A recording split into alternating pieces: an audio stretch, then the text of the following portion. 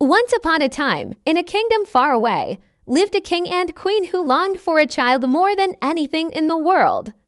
But alas, it seemed their wish would never come true. One afternoon, as the queen sat by a fountain, lost in thought, she whispered to the water, "Oh, how I wish for a daughter." Suddenly, a tiny crab crawled out from the fountain's edge. "Your Majesty," it chirped, "if you truly wish for a daughter, I can guide you to the palace of the fairies, where your wish will be granted." Overjoyed, the queen followed the little crab through winding paths until they reached a breathtaking castle made of shimmering crystal. The fairies inside welcomed her warmly and promised that her heart's desire would be fulfilled. They told her she would soon have a daughter, and she should name her Desirée. Not long after, a beautiful baby princess was born, and the kingdom rejoiced. The queen was so grateful that she invited all the fairies to a grand celebration. She thanked them over and over, showering them with praise and gifts. Just as the festivities were at their peak, the castle doors burst open, and the little crab from the fountain stood there, now grown to a much larger and more imposing size. "Ungrateful queen!" the crab cried, its voice echoing through the hall. "You are the fountain fairy, and I led you to my sisters. Yet you failed to invite me to celebrate the birth of your child. She shall never see the light of day until her 15th birthday. The slightest touch of sunlight before then will cost her her very life." The other fairies, horrified by the curse, immediately used their magic. They raised a magnificent, tall tower, but it had no windows and no doors. Inside this tower, Princess Desirée was placed. She grew up surrounded by luxury, but her world was lit only by the soft glow of candlelight. As Desirée's 14th birthday approached, her parents, helping to secure her future, commissioned a portrait. The painting captured her ethereal beauty perfectly and was sent to all the neighboring kingdoms. When the portrait reached the court of a powerful king, his son, Prince Guerrier, saw it and fell instantly in love. He knew he had to marry this mysterious princess. His father agreed, and they sent a wealthy and trusted young nobleman named Betrayal, who was also the prince's best friend, to Desirée's tower. Betrayal arrived with chests full of lavish gifts and a handsome portrait of Prince Guerrier. Desirée's parents were thrilled with the match but explained the curse. They asked the prince to wait just 3 more months until Desirée's 15th birthday, when she would finally be free. When Betrayal returned without the princess, Prince Guerrier was devastated. He refused to eat, he couldn't sleep, and soon he fell dangerously ill. Meanwhile, in her tower, Desirée was not entirely alone. One was Giroflée, who was loyal and kind. The other was Longue Epine, who was secretly filled with jealousy. Longue Epine was friends with another royal, Princess Noire, a cruel and ambitious woman who had wanted to marry Prince Guerrier herself. Unaware of this treachery, Desirée spent her days gazing at the portrait of Prince Guerrier, speaking to it as if he were really there. When news reached her that the prince was gravely ill because of his love for her, she knew she couldn't just wait. A special carriage was prepared, completely sealed from the light, designed to be opened only at night. With a heavy heart, Desirée and her ladies-in-waiting set off on their secret journey. But Princess Noire and Longue Epine had a wicked plan. As the carriage traveled under the bright midday sun, Princess Noire, who had been following them, snuck up and used a sharp knife to slash open the roof of the carriage. A brilliant, blinding ray of sunlight pierced the darkness. For the first time in her life, Desirée saw the sun. The light was beautiful, but deadly.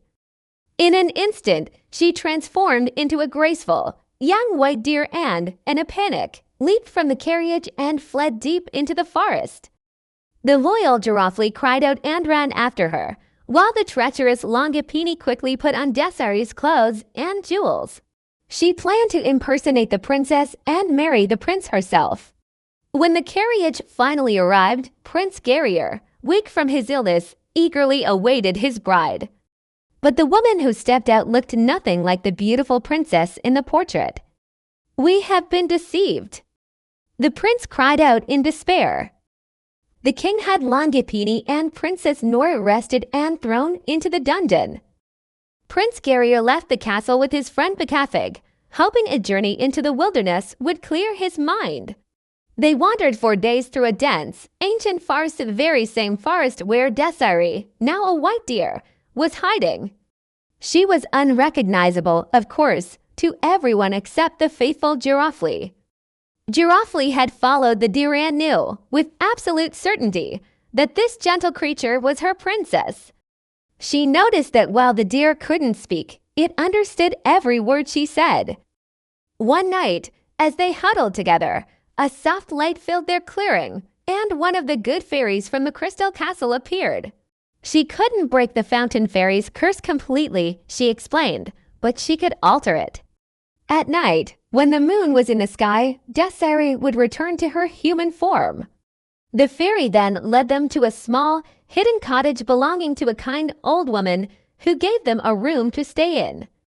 By a stroke of fate, Prince Guerrier and betrayal, lost and hungry, knocked on the door of that very same cottage. The woods can be a frightening place after dark.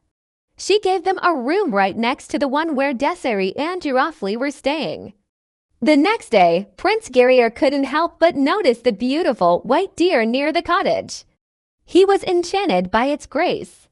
Every day he would try to get closer, but every evening, just as he thought he might catch it, the deer would vanish into thin air. One afternoon, the prince chased the deer for so long that he collapsed from exhaustion. As he lay on the forest floor, the white deer cautiously approached.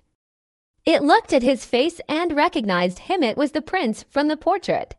Startled by its closeness, the prince awoke with a jolt, and the deer, frightened, ran away. "Stay here, dear deer," he called out, surprised by his own words. Just before it disappeared, he thought he heard a soft, melodic voice whisper, "I would take you with me everywhere." The next day, when Guerrier saw the deer, he made a difficult choice. He took his bow and shot a single arrow, carefully aiming for its leg to injure it without causing serious harm. "I'm sorry, dear deer," he said tenderly as he rushed to its side. He gently carried it back to the cottage, where he cleaned the wound and treated it with special herbs. "Sir," she said, feigning anger, "that deer belongs to me. I've had it for a very long time." The deer obediently followed her, and the prince, seeing their bond, had no choice but to let it go. He was surprised, however, when Giroflée led the deer into the very cottage where he was staying. That's when betrayal recognized her.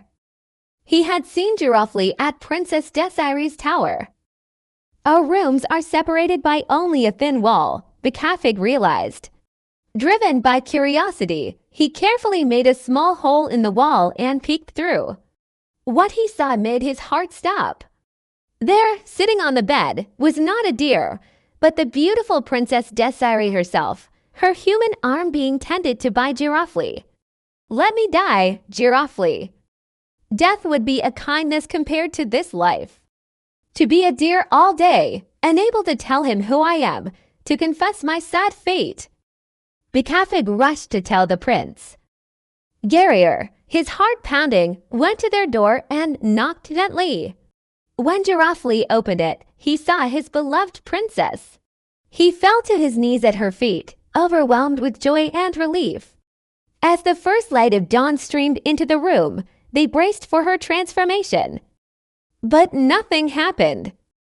The curse was broken. The sun's rays touched her skin, and Desirée remained her own beautiful self. Her 15 years of darkness were finally over. The marriage of Prince Guerrier and Princess Desirée was a celebration like no other. And in a true display of her kind heart, Desirée requested that Princess Noire and Longue Epine be released from prison. The joy was doubled when betrayal and the loyal Giroflée also announced their wedding, and the two happy couples ruled their kingdoms with wisdom and love, living happily ever after.